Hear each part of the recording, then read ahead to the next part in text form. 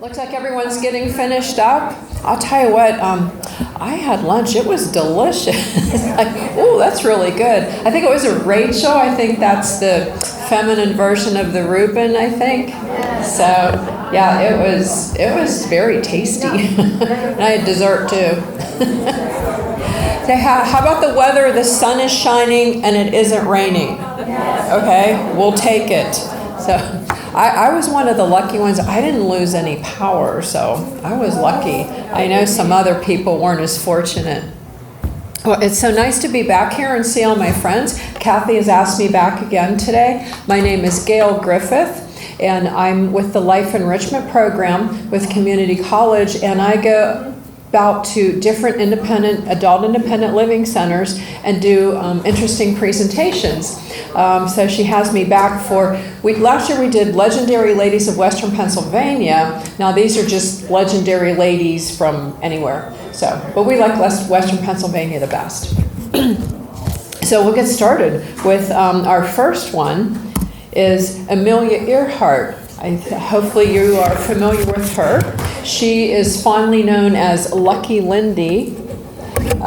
She was an American aviator, but she mysteriously disappeared in 1937. She was trying to circumnavigate the globe from the equator. She was born in 1897 in Atchison, Kansas. Sadly, her father was an alcoholic, and he moved around a lot to find employment. At one point, she volunteered with the Red Cross during World War I and came to know many of the wounded pilots. In 1920, she took an airplane ride that transformed her life. She earned enough money to take up through odd jobs to take flying lessons because she was just so captivated by it. And she bought herself her own aviator pilot jacket, but it was brand new, and so she wanted it to look worn, so she slept in it to make it have a worn look. On October 22nd, she flew her plane 14,000 feet and set the world attitude for female pilots. She became the 16th woman to be issued a pilot's license by the Aeronautic Board. And in 1927, she was selected to be the first woman on a transatlantic flight. And then in 1932, she became the first woman to fly solo across the Atlantic. Her final attempt was to be the first person to navigate the Earth in 1937. She started in California and flew west to Hawaii, but she had some trouble with the plane, so she started off again, went back to Miami, and started off again. She was headed for Howland Island, and that's in between Hawaii and Australia. Her radio equipment wasn't working quite right. She had to leave some things aligned. She was running out of fuel. So the last message that we received from Amelia Earhart is, "We must be on you. We cannot see you. Fuel is running low. We are flying at 1,000 feet. And they never received another radio broadcast from her again. There was a $4 million rescue effort authorized by Franklin Roosevelt to be able to find her, but they never were. There's a couple theories, that she either ditched the plane in the ocean or crashed, perished at sea. One of the theories is that she landed on an island, a Japanese island, and so there's all kind of conspiracy theories. Let's watch a short video on Amelia Earhart.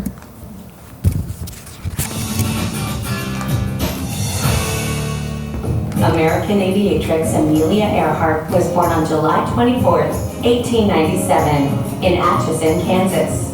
Amelia was a rambunctious child, though her mother wanted her to be a proper lady instead of a tomboy. I can see Amelia growing up and seeing her mother juggling an alcoholic husband, not very much money, and I think throughout her life, Amelia tried to avoid any kind of conventional female life. After a plane ride at an air show, she decided she would learn to fly. In 1928, she was invited to be the first female to fly across the Atlantic, but only as a passenger.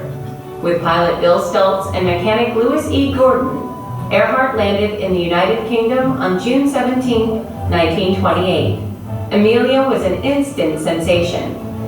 I think she was somewhat embarrassed by the attention she got because, as she knew, she had done nothing on this flight. She was just a passenger. She kept the log, but she really referred to herself as a sack of potatoes. After the flight, promoter George P. Putnam began managing Amelia's career. It's very difficult to describe G.P. Putnam. He was flamboyant, he was handsome, he could be charming. When he lost his temper, his language was incredibly evil. Putnam began heavily promoting Earhart's career with lecture tours and product endorsements. People criticized GP for pushing Amelia too hard. Number one, I think she was a willing participant in this. And number two, she really had to do it. That was the way that you would raise the money for these flights. Though the relationship started out strictly professional, they would eventually marry in 1931. After several more successful flights, including a solo trip across the Atlantic, Earhart decided to fly around the world. Amelia and navigator Fred Noonan took off from Oakland, California on June 1st, 1937, and made it 22,000 miles to Lae, New Guinea. On Earhart's last flight, having started out with ill health, on the way along the flight, she would fly an average very often of 10 to 12 hours a day. So by the time she got to Lae, she was a wreck. The next leg to Howland Island was problematic. Overcast skies hindered celestial navigation, and it was discovered later they were using inaccurate maps. At 8:43 a.m. on July 3rd, U.S. Coast Guard vessel Ithaca received the last communication from Earhart and launched an immediate search. However, the plane was never found. It's not the mystery of her disappearance that we want to stress. To her, flying was such a wonderful experience, and she wanted it to be safe. She wanted people to enjoy it as she did.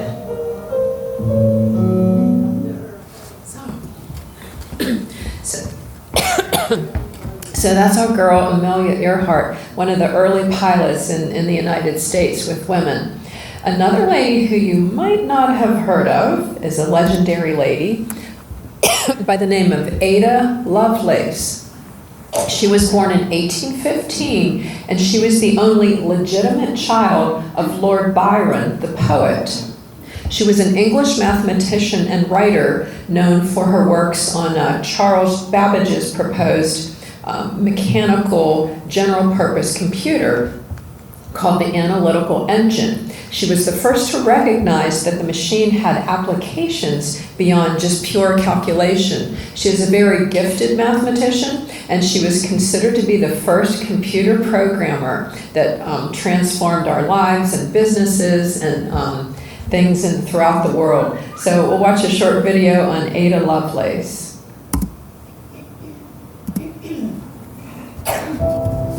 Augustus Ada King, Countess of Lovelace, was an English mathematician and writer, chiefly known for her work on Charles Babbage's proposed mechanical general-purpose computer, the analytical engine.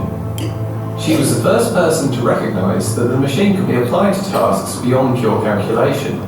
Her work on this led her to publish the first algorithm intended to be carried out by such a machine, and as a result, she is sometimes regarded as the first to recognise the full potential of a computing machine and one of the first computer programmers. Ada Lovelace was born in 1815. She was the only legitimate child of poet Lord Byron and his wife Lady Byron. He died of disease when Ada was only 8 years old, and her mother promoted Ada's interest in mathematics and logic to prevent her from developing her father's perceived insanity. Although often ill in her childhood, Ada was a keen student who loved her work. At the age of 20, she married William King in 1835. King was made Earl of Lovelace in 1838, meaning Ada became the Countess of Lovelace. Her bright intellect and deftly managed social life brought her into contact with scientists such as Andrew Cross, Charles Babbage, Sir David Brewster, Charles Wheaston, and Michael Faraday, contacts who she used to further her education. Ada described her approach to science as poetical. Her mathematical talents led to a long working relationship and friendship with fellow British mathematician Charles Babbage. She was particularly interested in Babbage's work on the analytical engine. Between 1842 and 1843, Ada translated an article from an Italian engineer on Babbage's calculating machine, supplementing it with an elaborate set of her own notes. These notes contain what many consider to be the first computer program, that is, an algorithm designed to be carried out by a machine. Sadly, her work was cut short, as Ada died of cancer in 1852 at the age of 36. Lovelace's notes are important in the early history of computers. She developed a vision of the capability of computers to go beyond mere calculation, while many others, including Babbage himself, focused only on those capabilities. Her mindset of poetical science led her to ask questions about the analytical engine and examined how individuals and society relate to technology as a collaborative tool.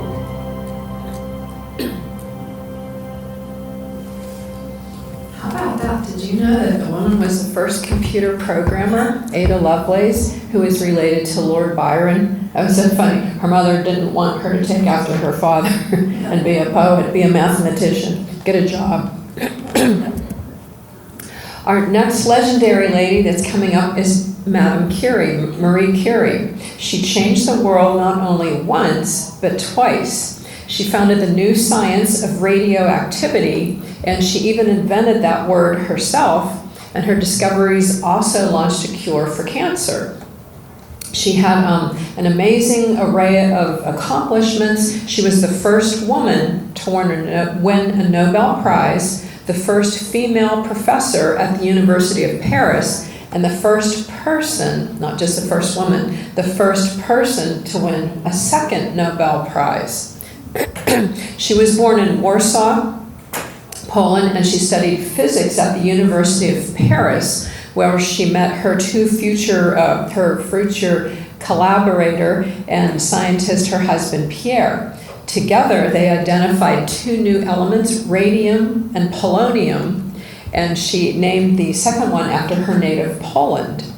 After he died, she raised a small fortune in the United States and Europe to help fund laboratories to develop cancer treatments.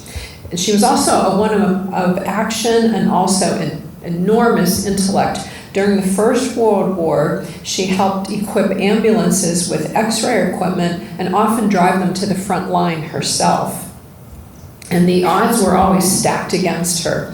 So she also, sadly, she became ill from being exposed to all the radioactivity because they didn't know all the ramifications and implications of that.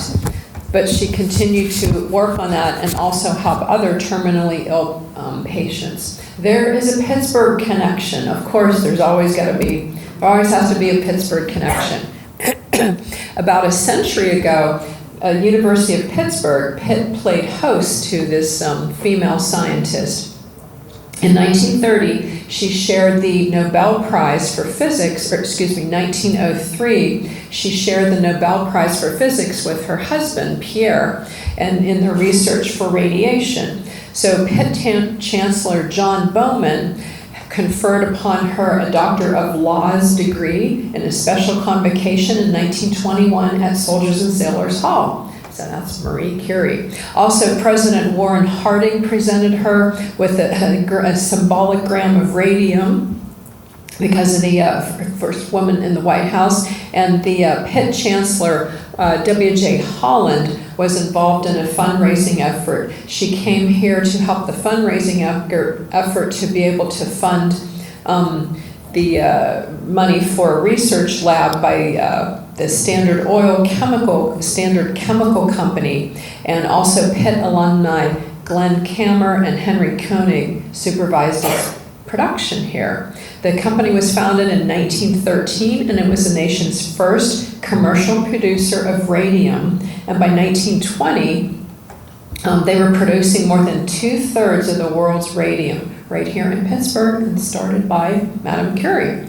So we'll watch a short video on her. Oh, and also she requested to visit Standard Chemical's labs in the Vanadium building. It was on the corner of Forbes and Mayron in Oakland. It's now the Parkville building. And also the production facilities in Cannonsburg, PA.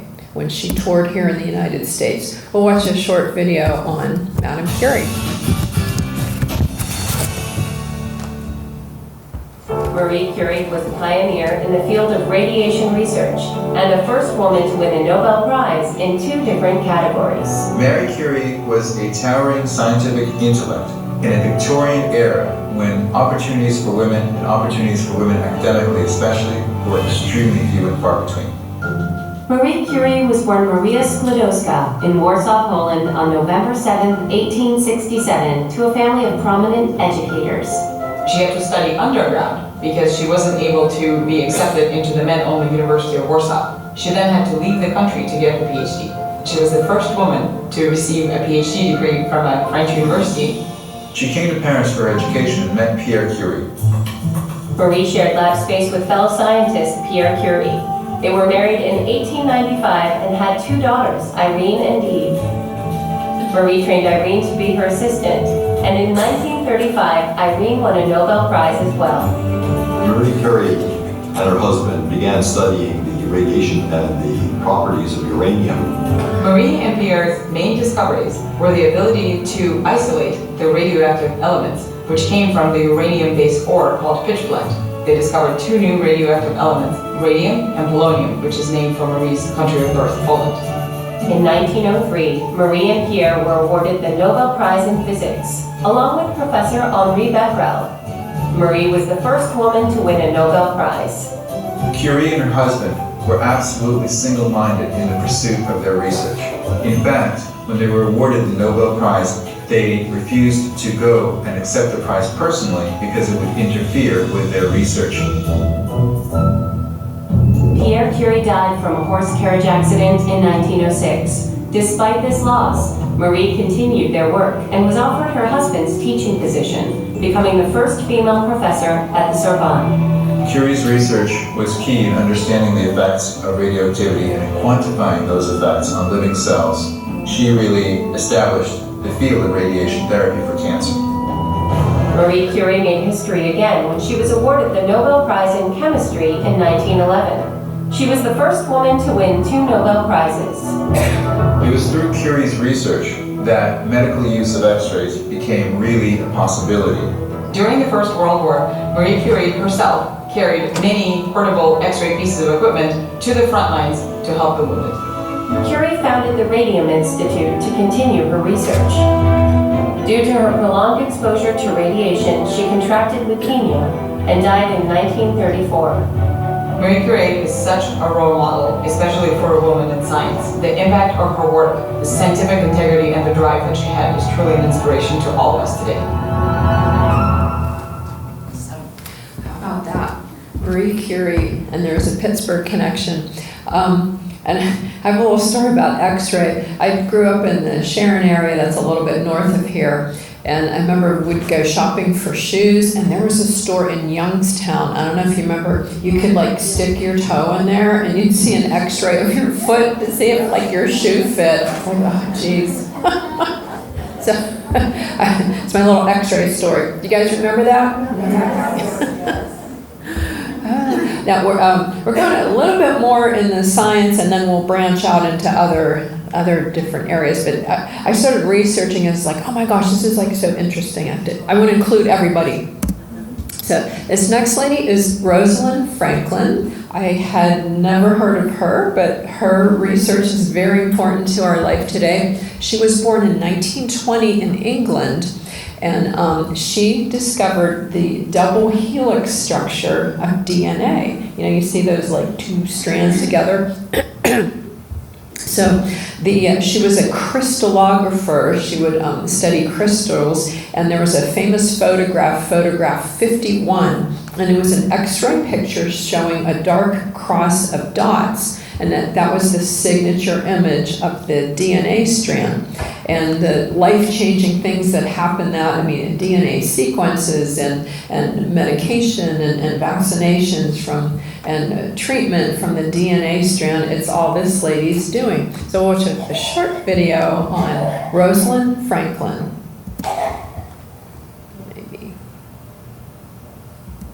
Maybe we will. In 1962, scientists James Watson and Francis Crick famously won a Nobel Prize for a discovery that would change the world.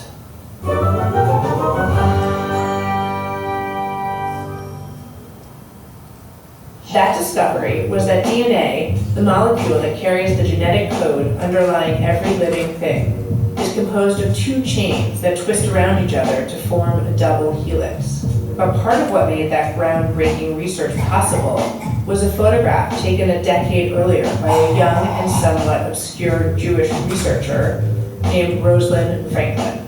Franklin was a research fellow at King's College London, where she used her expertise in X-ray diffraction techniques to help piece together the puzzle of DNA structure. Already in 1951, Franklin had collected data suggesting DNA had a helical structure, and the following year she had an image that proved it. The photo, which came to be known as Photo 51, became the stuff of scientific lore and enduring controversy. A fellow scientist at King's College, Maurice Wilkins, showed the photo to Watson, apparently without Franklin's knowledge. Together, with data from other sources, the photo helped solve the riddle of the double helix. Watson and Crick published their findings in Nature magazine in 1953. In 1962, Wilkins, Crick, and Watson were recognized internationally when they stood up to accept the Nobel Prize for their work in understanding DNA. Tragically, Franklin had died of cancer 4 years earlier at the age of 37, and her contribution was all but forgotten. At the cemetery where Franklin is buried in London, the tombstone reads, "In memory of Rosalind Elsie Franklin. Her research and discoveries on viruses remain of lasting benefit to mankind." How about that? The guys took credit for her research. And she passed away before she was able to see that the significant impact of it. So that's more about the science end of it. Let's go in a little more different direction here with Florence Nightingale. I'm sure you've heard of Florence Nightingale. She led the first official British military team of British military nurses to Turkey during the Crimean War. That was a war fought between Britain and Russia in 1853. More of the soldiers were dying of like disease from their wounds when they were, as opposed to getting like shot in battle or the conflict and tending to the sick. So she reported back to the Army Medical Services like how she thought of different ideas that could reduce these medical deaths. So a lot of times do you know what her nickname was? She was nicknamed the Lady with the Lamp. She would come for night rounds and tend to the wounded and the sick in the nighttime, and she established a permanent military nursing service that would implement improvements to the Army Medical Services because she was, so distraught by seeing there were more deaths from the medical infections than there were in battle. She also was an innovator in statistics. She represented her analysis in graphical forms. A lot of the charts that you see, the histograms, those were things that made famous by Florence Nightingale. So let's watch a short video on Florence Nightingale, Lady with the Lamp. Oh, well, that's not it. Whoops. Well, what we're going to do is look, I have some nurse friend. This is a little aside here. We're not going to watch a video on Florence Nightingale. We'll just take a little bit of humorous aside. A lot of my friends are nurses, and the poor nurses work so hard and they're overworked. This is just a short, funny little video about a nurse who's working, and she's like, what's on tap for today? And she's dreaming, and it's like, she's going to have a wonderful day and just be all nice and relaxed and everything. So we'll watch a short, funny little video on nursing and how it's changed. Good morning, everyone. Hello, John. Hey, John. Hey, John. We're fully staffed? Yes. We even have an extra nurse period. All right, I'm going to give you a report. You're going to have 4 patients today. It's not 8, 10, not on this floor. I'm going to be your nurse for 2. Good. Hey, Mr. Smith. Oh. Hey, darling, what's up? Anything you need from me? No, don't bother. I got myself. I don't need you. Okay, well, good night then. Holy crap. I got time to sit down? Dale, go on break. What break? Your 1 hour break. An hour? Oh my god. I'm loving this. Oh, he was dreaming. You overslept. What's going on? Welcome back around here. You got 2 admission coming and you should check on the patients. To the next patient we go.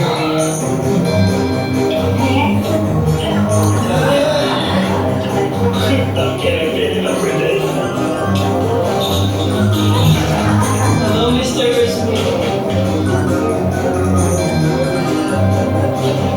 Mrs. Smith? I'm gonna go see my daughter downstairs. She brought the boat. I know you buy that. I knew it. We're forever gonna be short staffed.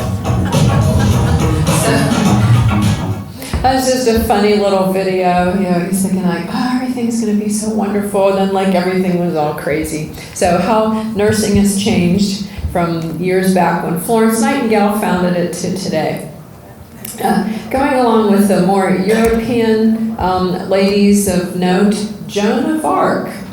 Joan of Arc was born in 1412, nearly 80 years into the 100 Years' War. That's when English took control of a large portion of France.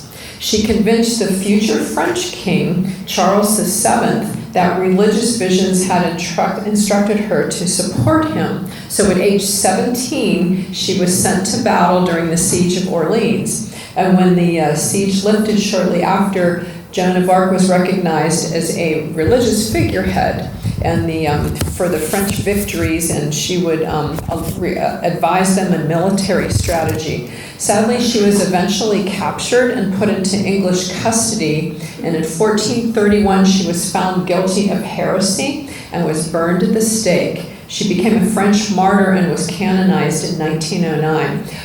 We'll watch a short video on this. It's actually from a movie that they put out about the life of Joan of Arc. Warrior, saint, and to some French soldiers of her time, a literal gift from God. Joan of Arc was many things to many people, but what do we know about her tragic final moments? In the early 15th century, the woman who called herself Joan the Maid rose from the peasantry to become the commander of an entire French army. History remembers her as Joan of Arc, a virginal teenage warrior in white armor, a Catholic saint and martyr, and the woman who fought the odds only to be betrayed by the man she helped make king. When Joan was 13, she began hearing voices which she believed came from God. She believed she had been anointed with a sacred mission to expel the English from her homeland. In the 1420s, the English and the Duchy of Burgundy controlled much of northern France, having agreed to aid each other in their wars against Charles of Valois, the heir to the French throne. Joan's vision included restoring Charles to his rightful place as the King of France. In February 1429, Joan went to Charles and convinced him to give her an army to stop the English and their allies, who had laid siege to the city of Orleans. In defiance of his counselors, Charles agreed, and that March, Joan led her soldiers to a stunning victory against the English. Soon after, Charles regained his crown. Before long, Joan's prowess on the battlefield and mystical visions had gained her supporters and enemies in equal measure, and then it all came crashing down. During the siege of Compiègne in 1430, Joan of Arc fell from her horse. She was captured by the Burgundians and turned over to the English. Joan was subsequently charged with witchcraft and heresy, among other crimes. After a short trial, she was sentenced to death. When an advisor warned him that Joan was becoming too powerful, Charles of Valois, now Charles VII, refused to intercede on her behalf, and her fate was sealed.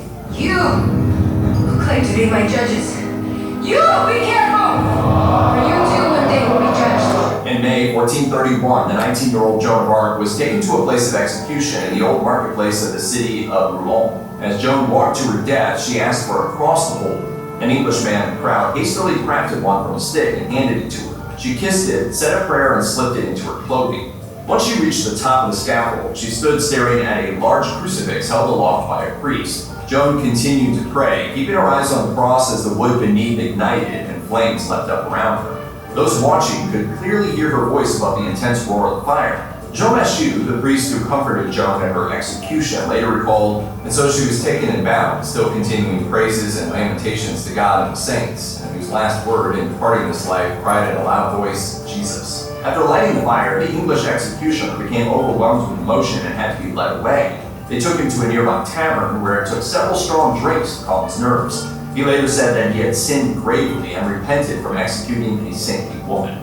The English executioner wasn't the only person to feel remorse for their actions against Joan of Arc. In 1450, nearly 20 years after her execution, King Charles VII ordered an investigation into Joan's trial that eventually helped clear her name. Other investigations followed, including one ordered by Pope Calixtus III in 1455. This retrial completely exonerated Joan of the earlier charges of heresy and witchcraft. Joan's fame continued to grow, her mythical status set in, and in 1920, Pope Benedict XV canonized her as a Catholic saint. While historians debate the importance Joan played in the 100 Years' War between England and France, an argument can be made that the part she played in lifting the siege of Orleans helped prevent England's further invasion of France and solidified Charles's power. While the war didn't end for another 22 years after Joan's execution, the French people came to venerate her over the generations. Today she is remembered as the patron saint of France, soldiers, and prisoners. So that's the story of Joan of Arc. I'm sure you've always heard her name, but never quite knew. It was like, what was the really story about Joan of Arc? So yeah, she's a French martyr and revered to this day. We're going to go back to science and technology for a little bit, but then we'll do other things that are very interesting. Grace Hopper. Grace Hopper, she was born in 1906, and she was an American computer scientist, mathematician in the United States, and she was a rear admiral in the U.S. Navy. She was a pioneer of computer programming and devised a theory of machine-dependent, it was called COBOL, and it was the early high-level programming languages. We still use it today. When electronic computers began to revolutionize society, Grace Hopper was one of the leading players. She was the first woman to earn a PhD in mathematics from Yale University in 1934, first at Harvard, and then in the Navy. She worked on the very earliest computers and later developed the programming language COBOL that the military uses and also the business world uses. Now they use later things. Let's watch a short video on Grace Hopper. She's a force to be reckoned with.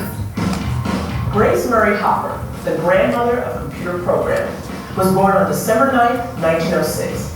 She attended Vassar College, graduating in 1928 with a degree in math and physics. After graduating, she accepted a position as an assistant professor at Vassar, which would help her pay her way through Yale, where she received both a master's and a PhD in mathematics.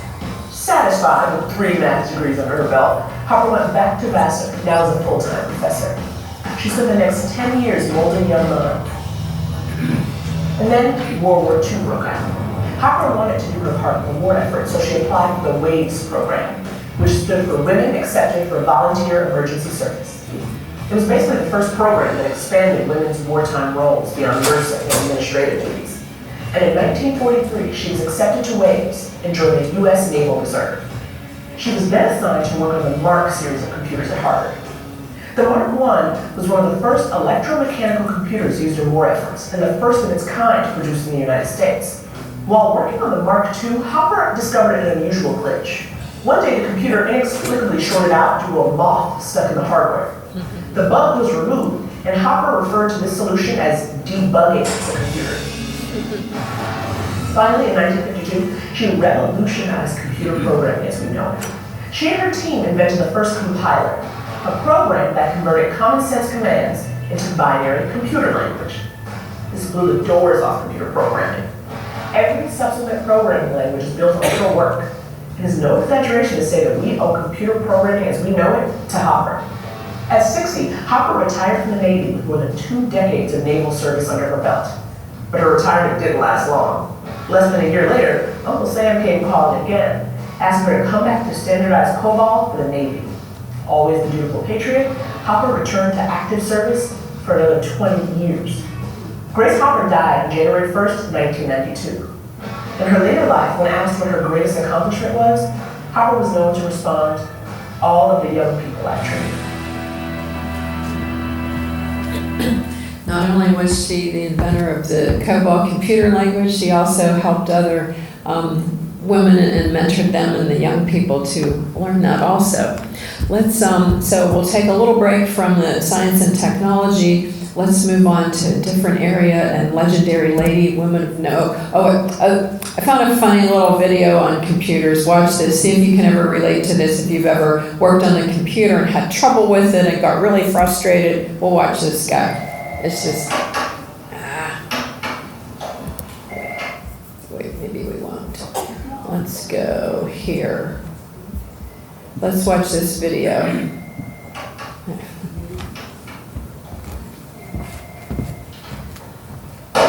He's gonna get really frustrated.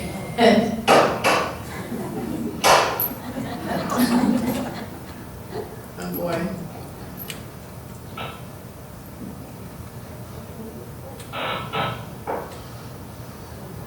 He went to go get something. What did he get? Oops.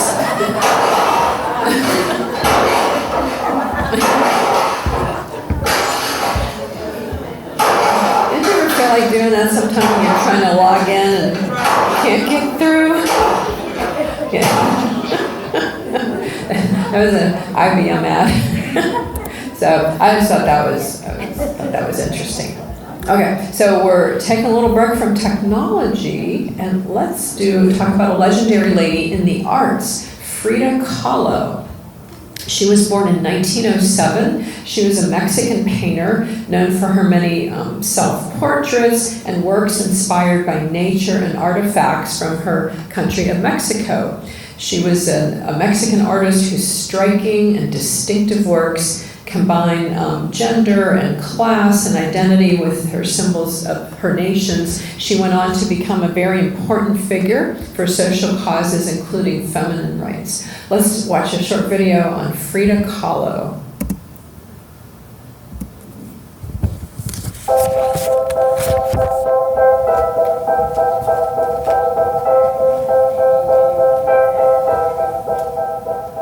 Frida Kahlo was a Mexican artist who became famous for her self-portraits that were strongly influenced by her Mexican culture. Frida was born near Mexico City on July 6, 1907, and grew up with her parents and 6 sisters.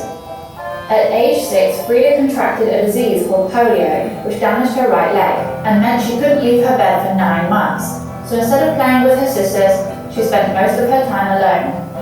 Despite her childhood love of drawing, Frida Kahlo didn't always want to be an artist. She wanted to become a doctor. But in 1925, she was in a terrible bus accident that meant she was unable to walk for 3 months, and she began to paint from her hospital bed. Painting helped her pass the time and to express the pain that she was feeling.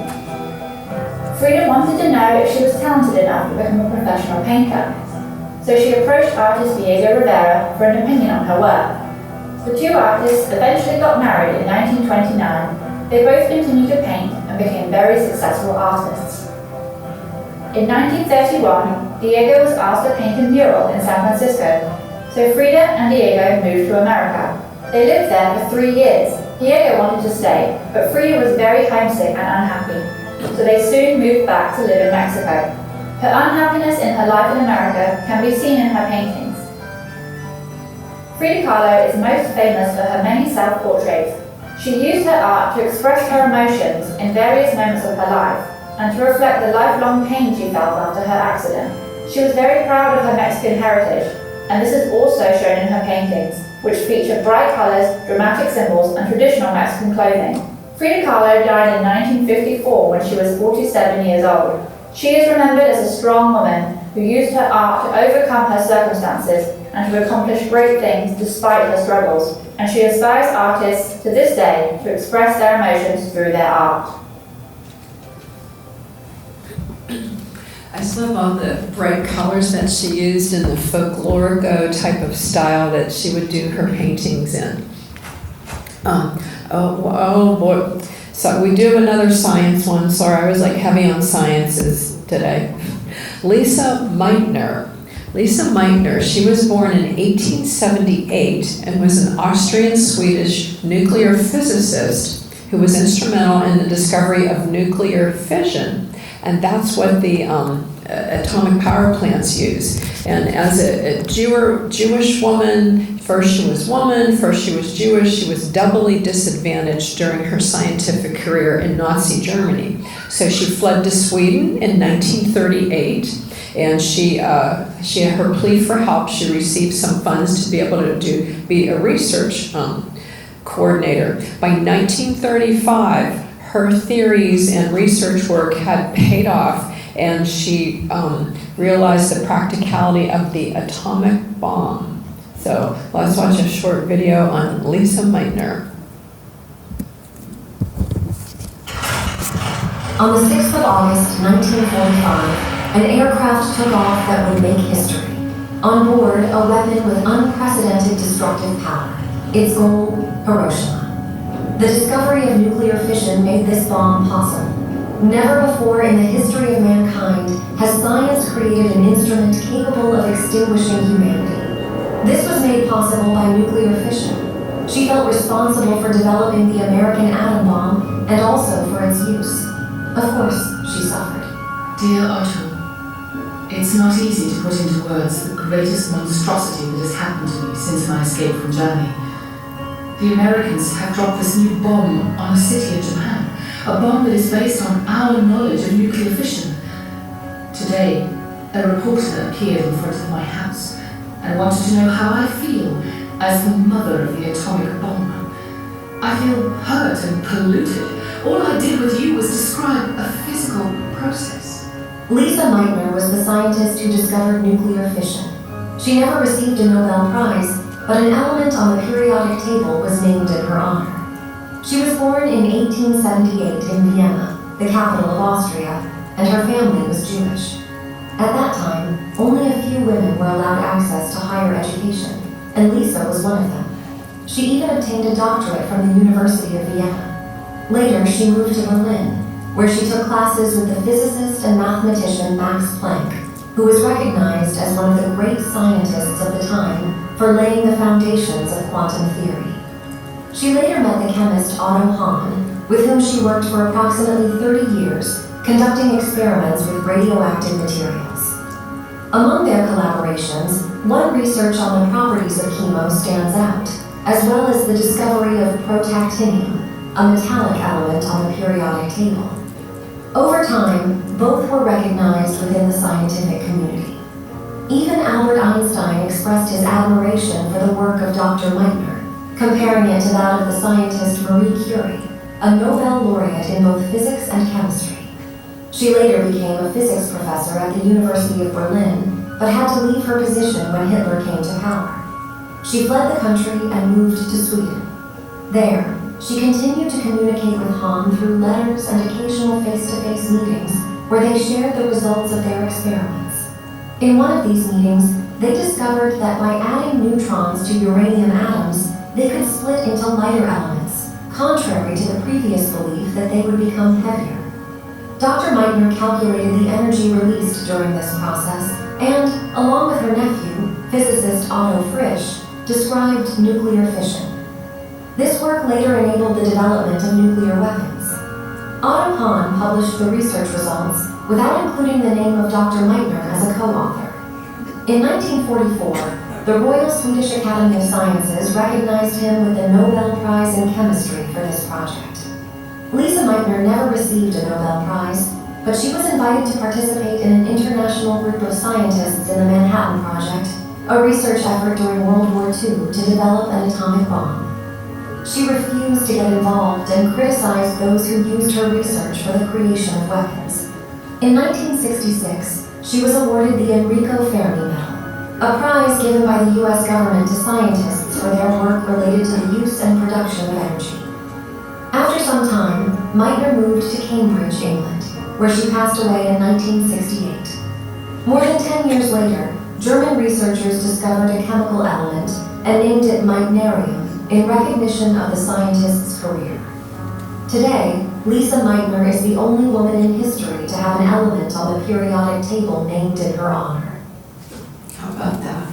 Her discovery of nuclear fission led to the atomic bomb. So she had some things to think about. Well, we'll diverge from our scientific and notable ladies, but now we have Bess Coleman. Bess Coleman was born in 1892 in Texas. She became the first American woman to earn an international pilot's license despite the racial discrimination preventing her entry into American flying schools. She traveled to France to be able to earn her license, and then she returned to America where she was be able to become a commercial pilot. So stunt flying was her only option to be able to fly, so she staged the first public flight by an African-American woman in the U.S. in 1922. She drew huge crowds when she would perform these air shows, and she refused to perform in front of segregated audience. They were mixed audiences, and she also raised money to fund a school for to train black aviators. We'll watch a short video on Bessie Coleman.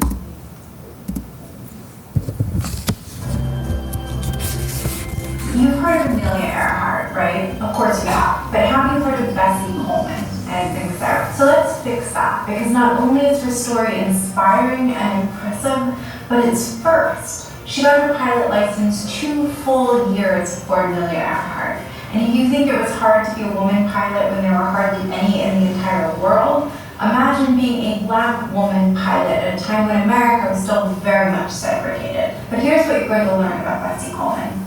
She didn't give up. She didn't give up when she had to drop out of college because she couldn't afford it.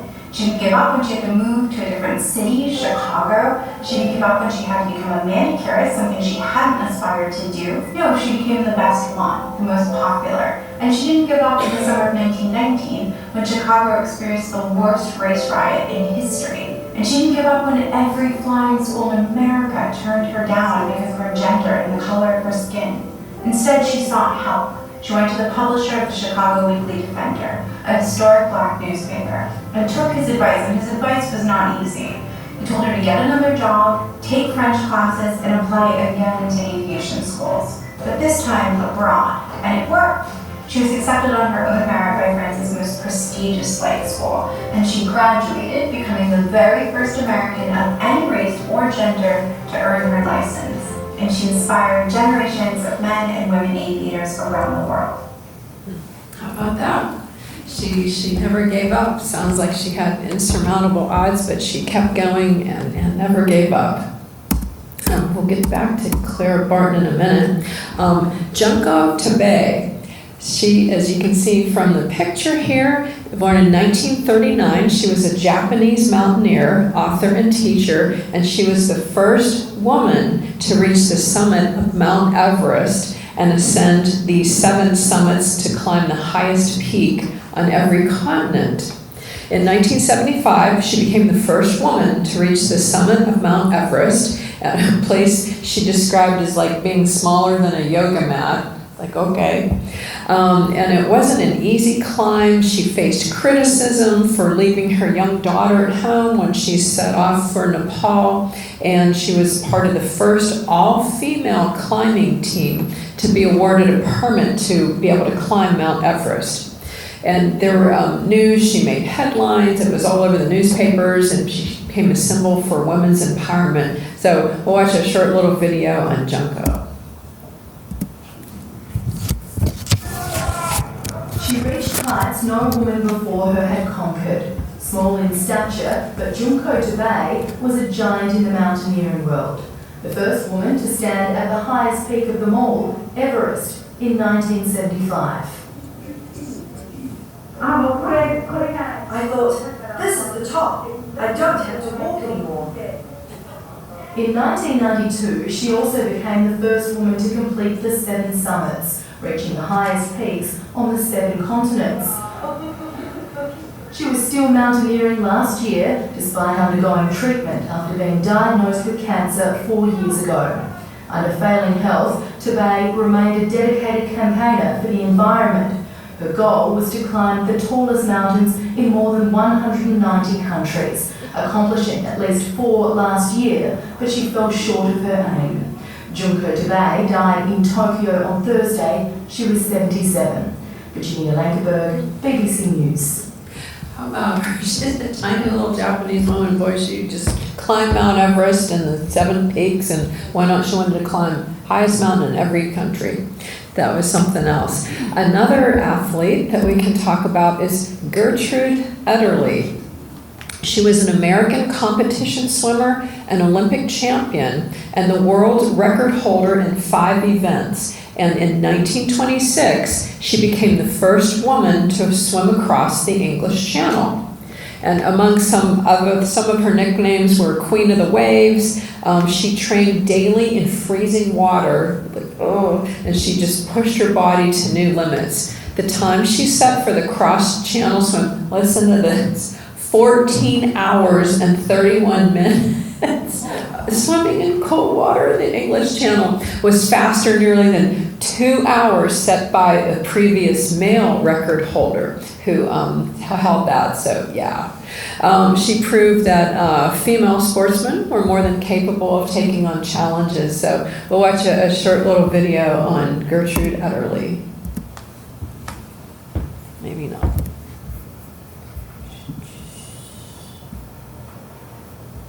Here it is. And when Trudy got home, New York went wild.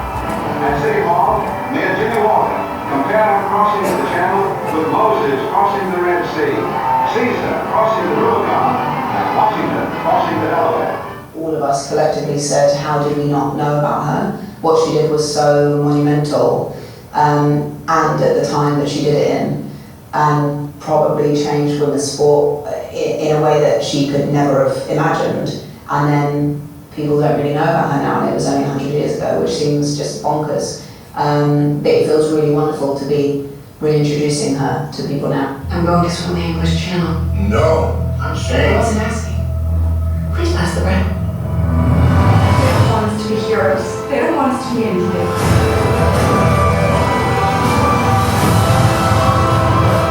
Jellyfish! Sure, they swim through. You don't have to do this. I don't know. Seems like a nice day for a swim. The movie, I feel, is really a love letter to swimming. It's a love letter to families. It's a love letter to the support system that people have in order to do these incredible things. Of course, we still have a long way to go in terms of equity in sport. We're getting there, conversations are happening, and with the Lionesses in the past couple of years, that's starting such a big conversation. It's wonderful. I mean, there's still a ways to go, but hopefully this film inspires everyone.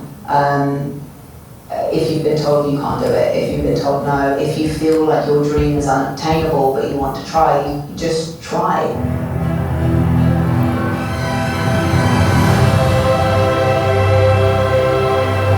No going back. Come on, girl. Take your feet. The end of the movie. And this is Daisy Ridley. She made a movie on the true story of Gertrude Ederle. So I thought that was really interesting. First one to swim across the English Channel. Ooh, the cold water. We'll finish up with an athlete, and then we'll go back to nursing. Wilma Rudolph. She was an American athlete and was the first Black woman to make a major impact on international track and field. She recovered from childhood polio, pneumonia, and scarlet fever to go on to win 3 gold medals at the 1960 Olympic Games. She was the first American woman to ever do so. And her post-Olympic career included goodwill ambassadorial work for the American government in Africa, as well as campaigning work for the civil rights movement.